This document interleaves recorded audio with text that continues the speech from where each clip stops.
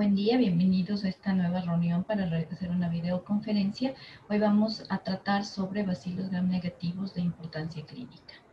Comparto con ustedes una pequeña presentación y espero que el contenido que revisemos sea útil para el desarrollo de su diagnóstico.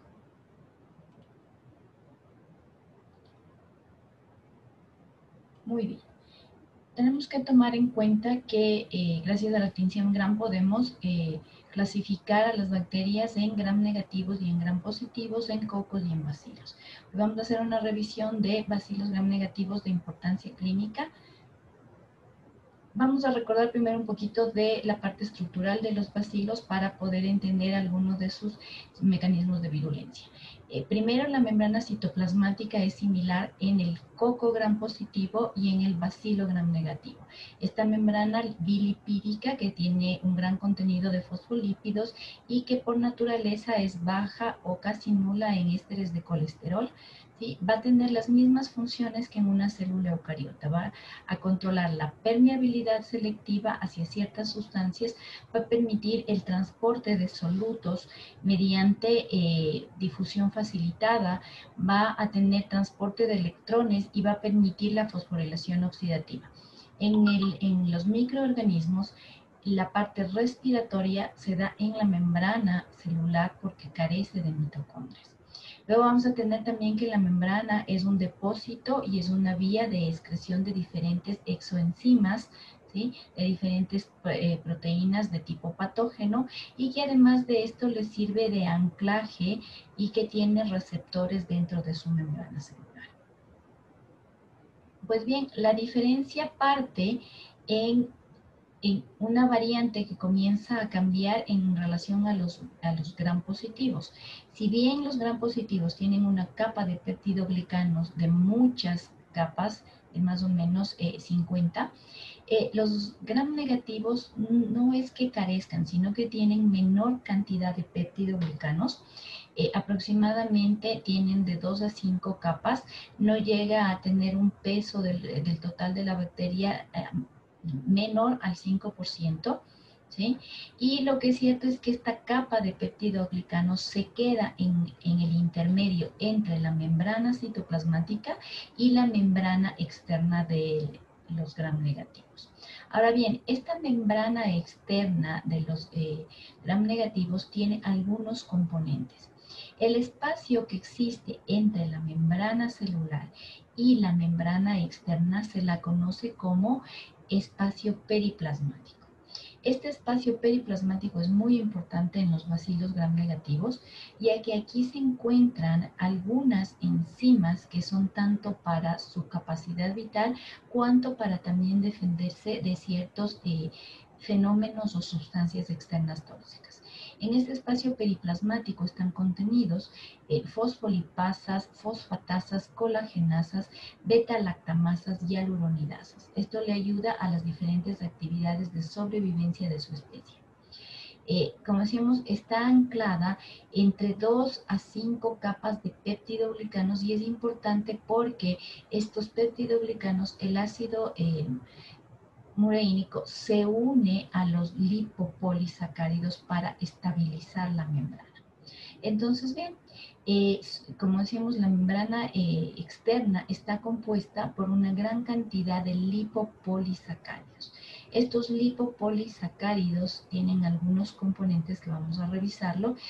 Aquí también se van a encontrar ciertos dispositivos de secreción conocidos como dispositivos de secreción 1 a la 4, que no son más que canales de transporte que sirven para la salida o entrada de diferentes solutos y que colaboran con el transporte con la membrana citoplasmática, con la membrana celular. Vamos a encontrar también intercalada dentro de la membrana externa lipopolisacáridos. Estos lipopolisacáridos funcionan como factores antígenos del bacilo. Vamos a encontrar también intercaladas en la membrana externa proteínas que sirven para transporte de ciertas sustancias y estas proteínas transportadoras se conocen como porinas. Estas porinas son canales que permiten el paso de proteínas o de sustancias con un tamaño menor a 700 daltons. Y por último vamos a tener lipoproteínas de varias especies que van a permitir formar y a permitir la conexión y adhesión y permitir los enlaces catiónicos de calcio y magnesio, que son los que dan estabilidad también electroestática a la membrana externa de los bacilos. En cuanto al espacio periplasmático, este espacio es tan importante como la pared de péptidoglicanos en los gram positivos. Este espacio periplasmático ocupa aproximadamente el 40% del peso total de los gram negativos de los bacilos. Veamos un poquito más detallado el tema de los lipopolisacáridos, ya que esto tiene una alta capacidad de virulencia, es conocida como una exotoxina. Los lipopolisacáridos están compuestos por tres tipos de polisacáridos. Un polisacárido O, que es externo, de tipo somático, que se encuentra en las cadenas hacia afuera. Luego existe un lipopolisacárido intermedio o medial, ¿sí? Especialmente presente en casi todas las enterobacterias. Y por último vamos a tener el lípido A, que es externo y que se comporta como una toxina, que esta produce altos niveles de fiebre y que se libera cuando el bacilo estalla o se fracciona por alteraciones de la membrana. También vamos a tener en la parte externa de la membrana externa, vamos a tener ciertas proteínas que funcionan como antígenos. Estos antígenos se conocen como antígeno O, que son lipopolisacáridos que sirven para una clasificación epidemiológica para ciertas pruebas de laboratorio. Y estos tienen un problema, realmente ya no se los utiliza para el diagnóstico en laboratorio porque producían reacciones cruzadas por la similitud que tienen varios de estos lipopolisacáridos. Tenemos los antígenos H. Estos antígenos H están anclados a los bacilos que tienen flagelos. Especialmente permiten a la aglutinina aglutinarse con IgG, ¿sí? Y se afectan o se alteran cuando hay calor o presencia de alcohol. Y por último tenemos los antígenos K, que son los antígenos capsulares. Algunos bacilos gram negativos se caracterizan por tener una cápsula bastante gruesa que permite mayor adhesibilidad. Estas cápsulas, estas proteínas, estos antígenos K, son termolábiles y se conocen también como factor de virulencia somático. Estos antígenos este antígeno K suele cubrir y disminuye la exposición de los antígenos O y H, ¿sí? Lo que le ayuda un poco a disminuir la respuesta inmune del sistema de defensas. De igual manera, estos antígenos K también tienen reacciones cruzadas, especialmente porque son frecuentes en los hemófilos en las neiserias. Eso con respecto a la estructura de los bacilos gram negativos. Después de la membrana externa vamos a encontrar también ancladas fimbrias que están distribuidas en todo el volumen de los bacilos. Vamos a encontrar también estas proteínas de secreción 3 que especialmente les sirven para anclaje. Y vamos a encontrar también dentro del espacio periplasmático ciertas proteínas que sirven como factores de crecimiento, que ayudan a absorber, a atraer de las otras especies o de las células que están en destrucción proteínas como la hemoglobina, proteínas como la transferrina, lactoferrina. ¿Cómo lo hacen? Porque estos bacilos tienen la capacidad de secretar hemolicinas, enterobactinas o aerobactinas que producen lesión en otras especies de microorganismos o en las células humanas que funcionan como hospedador o como anclaje de adhesión.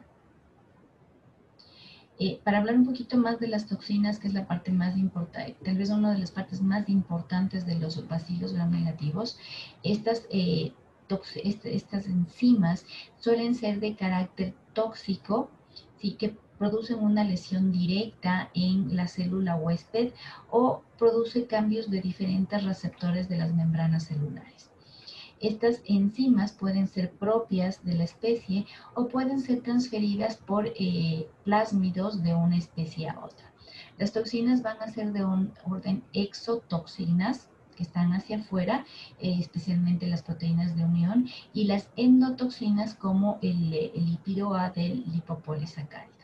Tenemos también toxinas exotóxicas que son citolíticas, y estas enzimas citolíticas son de tipo proteolítico, son fosfolipasas, hemolicinas, colicinas, marcininas, piosinas, que sirven para destruir los tejidos, especialmente los tejidos conectivos, y que los bacilos puedan avanzar rápidamente por diferentes tejidos como la piel, celular subcutáneo y músculo.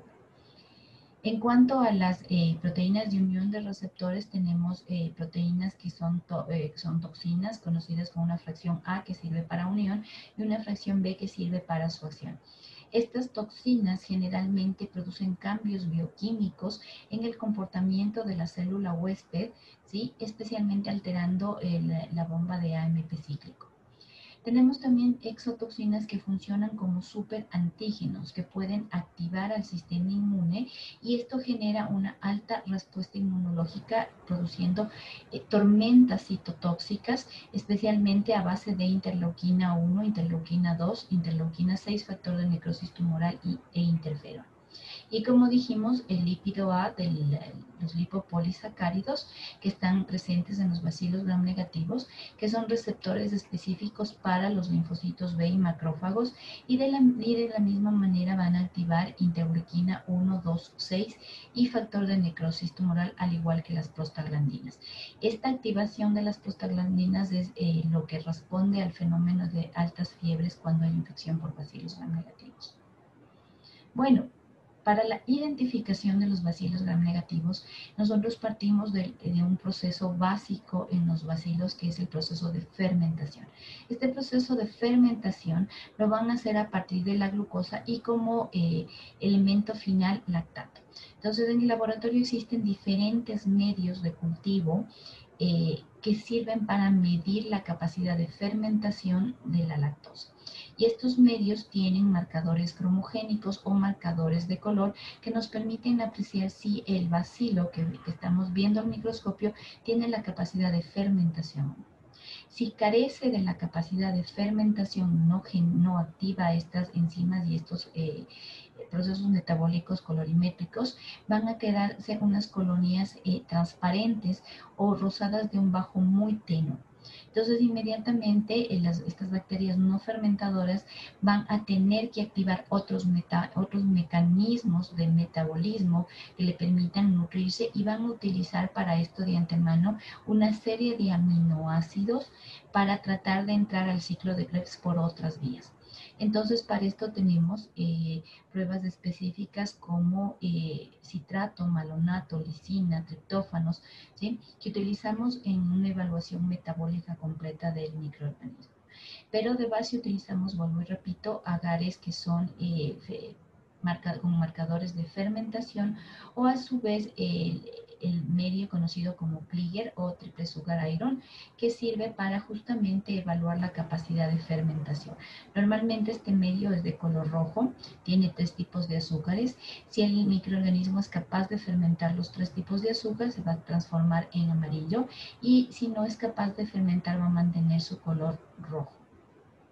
Entonces, cuando hemos definido si estos bacilos son fermentadores y no fermentadores, podemos entrar a un sistema de clasificación para su evaluación. Entonces, entre los bacilos gram negativos de tipo fermentadores, los más frecuentes y la familia más grande son las enterobacterias, compuestas por alrededor de 10 subespecies más. Luego tenemos la familia de los vibrios, la familia de las pasteurelas y otros géneros como la equinela y la gardnerella.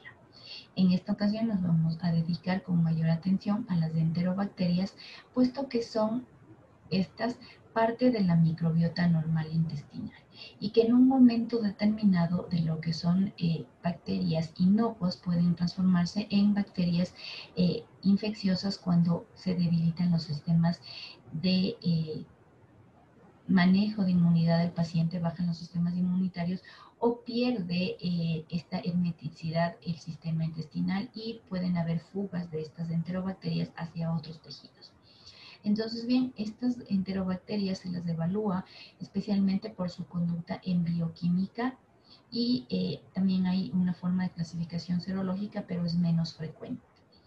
Realmente este es un grupo que está compuesto aproximadamente de 20 especies, pero son el grupo que produce infecciones en el 95% de los cuadros clínicos de bacilos gram-negativos. El otro 5% está producido por bacilos gram-negativos no fermentadores. La parte importante de las enterobacterias es que primero, como dijimos, tiene en su espacio periplasmático diferentes tipos de beta-lactamasas y entre estas beta-lactamasas tenemos beta-lactamasas naturales que pueden bloquear penicilinas, benzilpenicilinas, cefalosporinas de primera y segunda. También tenemos un tipo de beta-lactamasas que se conoce como cefalosporinasas porque aparte de lesionar o de no permitir la acción de los fármacos anteriores, va a tener también una resistencia al grupo de las cefimicinas y representada por la cefotaxima. Y por último, las betalactamasas de espectro extendido, que realmente se han vuelto una complicación en el tratamiento de las enterobacterias, ya que ya se encuentran en la comunidad en aproximadamente el 85% de Escherichia coli y en más o menos el 15-18% en Klebsiella pneumoniae. Estas beta-lactamasas de espectro extendido preocupan al tratamiento porque adicional a esto pueden hidrolizar cefalosporinas de tercera, de cuarta generación y alastrionam como mono beta-lactámico. Adicional a esto tenemos ciertas especies como los Enterobacter, el género de la morganela, ciertos Proteus, Serratia marcensis, Yersinia, que tienen esta cefalosporinasa de tipo AMC como parte de su material genético cromosómico natural y que pueden expresarlo o que puede inducirse a su expresión. Entonces ahí se va limitando mucho más el uso de ciertos betalactámicos para su tratamiento, tomando en cuenta que en ciertas ocasiones cuando existe presencia de betalactamasas de espectro extendido, en el cassette que viene transferido por medio de estos plásmidos, viene también conectado a otros cromosomas que pueden comandar la resistencia a quinolonas y aminoglucósidos. Como decíamos, está dentro de la microbiota intestinal y de la microbiota uretral por la contigüidad que tiene esta, pero sin embargo son los causantes del 70% de las infecciones intestinales y de las infecciones urinarias, especialmente en las vías urinarias de Escherichia coli seguida por Proteus, y en las intestinales vamos a encontrar Escherichia coli, Salmonella, Shigella y otras enterobacterias. Estas bacterias que en un momento son comensales del intestino pueden tornarse como bacterias oportunistas, como dijimos, cuando disminuye la capacidad de inmunidad del huésped o cuando estas bacterias de manera, por un procedimiento, son traslocadas a un nicho diferente a su nicho natural. Entonces esto produce infecciones de tipo oportunistas. Los bacilos gram negativos tienen un cromosoma de tipo circular y adicionalmente portan algunos plásmidos y tienen una capacidad de unirse con bacteriófagos y incrementar sus niveles de virulencia. Uno puede mirar en este tipo de enterobacterias también islas de patogenicidad donde están contenidas algunos genes y plásmidos que sirven para incrementar su virulencia. Luego encontramos otros bacilos gram negativos. En este grupo están primero los no fermentadores, siendo los más importantes las pseudomonas y las bucordelias. Y luego vamos a encontrar también cocobacilos gram negativos, ¿sí? Que también son importantes sobre todo en las infecciones de tipo nosocomiales o de centros de cuidados de ancianos, en centros de diálisis, en centros de administración de cuidados paliativos. Entonces vamos a encontrar Stenotropomonas, Acinetobacter y Moraxelas. Vamos a hacer una revisión rápida de algunas de estas especies que son de importancia clínica por el tema de su tratamiento. Las pseudomonas son bacilos gram negativos no fermentadores ¿sí? No se consideran parte de la microbiota, llegan a la microbiota por elementos accidentales o transferidos especialmente por cuerpos inertes. Usualmente las pseudomonas habitan en el suelo, en el agua, en ciertas vegetaciones, en material de descomposición y tienen la capacidad, por tener un biofilo, una cápside, un microfilm que se forma por alta concentración de alginato, estos tienen la capacidad de adherirse a superficies plásticas, por ejemplo, de los equipos médicos se adhieren a los lavabos, especialmente a las llaves de los lavabos, ¿sí? Entonces, estos elementos son móviles y se pueden transportar indirectamente por estos elementos y pueden entrar incidentalmente dentro del paciente cuando hacemos un proceso de una colocación de catéter urinario, de una vía central, cuando hacemos un proceso de nebulización en los sistemas de ventilación o en la ventilación mecánica. Lo importante de la Pseudomonas aeruginosa, aparte de su capacidad de virulencia, que es bastante alta, es que tiene una resistencia natural muy amplia. De forma natural, ella es resistente a la ampicilina, amoxicilina, estos combinados también con inhibidores como ampicilina surfactán, amoxicilina clavulánico, son resistentes a las cefalosporinas de primera, segunda, a la ceftriaxona, son resistentes naturales al trimetoprim sulfa, tiqueciclina, cloranfenicol y tetraciclina. Por lo tanto, los antibióticos de espectro adecuado para Pseudomonas son muy bajos, son muy limitados. Adicionalmente, Pseudomonas aeruginosa tiene una membrana que tiene una baja permeabilidad de forma natural. Esto porque tiene disminución de las porinas y tiene una electroestática un poco diferente al resto de bacilos negativos, lo que favorece la dificultad de poder tratarlos. Después tenemos a Bucordelia, especialmente Bucordelia cepacia, que es muy similar la manera de contagio o de que llegue al humano igual que la pseudomona. Este bacilo gram negativo igualmente tiene una cápsula que le permite adherirse a los diferentes elementos y esta su resistencia intrínseca, su resistencia natural es un poco menor, ¿sí? Sin embargo, produce problemas por la dificultad del tratamiento. Es resistente a ampicilina, amoxicilina, piperacilina, ticarcilina, amoxicilina clavulánico, ertapenem, polimixina B, colistin y fosfomicina. Entonces hay momentos donde nosotros administramos una terapia empírica sin conocer claramente el microorganismo y resulta que el paciente no mejora, especialmente en estos pacientes que están hospitalizados por largos periodos, especialmente en las unidades de terapia intensiva o en unidades donde se realice procesos invasivos, va a haber una mayor frecuencia de este tipo de microorganismos en estas infecciones adquiridas en el sistema de salud. El grupo de la estenotropomona, a la cabeza Tropomona maltophilia, encontramos que todas estas se transfieren de una manera similar a la pseudomona. Esta se caracteriza porque su resistencia también es muy amplia. Es resistente natural a la mayoría de aminopenicilinas, incluso combinadas con inhibidores betalactámicos. Es resistente a las cefalosporinas de segunda y de tercera, asprinam, imipenem, meropenem, ertapenem, porque tienen un tipo de carbapenemasa de origen natural intrínseco y son resistentes a micacina, gentamicina, trimetoprim y fosfomicina.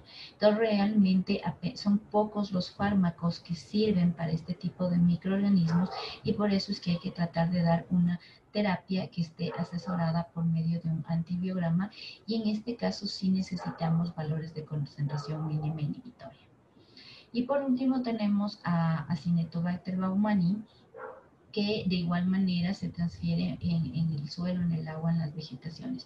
En algunos estudios se encontró que había relación de la presencia de estos microorganismos cuando venían en el agua de los adornos florales, por eso se comenzó a suspender el ingreso de este tipo de elementos a las salas de pacientes. Entonces, de igual manera, estos se adhieren a estos equipos biomédicos y son transferidos de manera cruzada, especialmente en las unidades de cuidados críticos. Su resistencia intrínseca, su resistencia natural está dada a ampicilina, amoxicilina más clavulánico, aztreonam, ertapenem, trimethoprim, cloranfenicol y fosfomicina. Entonces, siempre apenas son 4 o 5 fármacos que se pueden manejar en este tipo de microorganismos, siempre y cuando no se hayan activado otros sistemas de resistencia, como por ejemplo la disminución de permeabilidad de membrana o la presencia de bombas de flujo. Espero haber con estos datos poder haberles ayudado de una manera muy cortita, muy concisa en relación a los bacilos gram negativos de importancia clínica, sus principales mecanismos de diseminación y de resistencia y sus mecanismos de virulencia. Cualquier comentario o sugerencia está en mi correo electrónico y espero verles muy pronto en una siguiente videoconferencia. Gracias.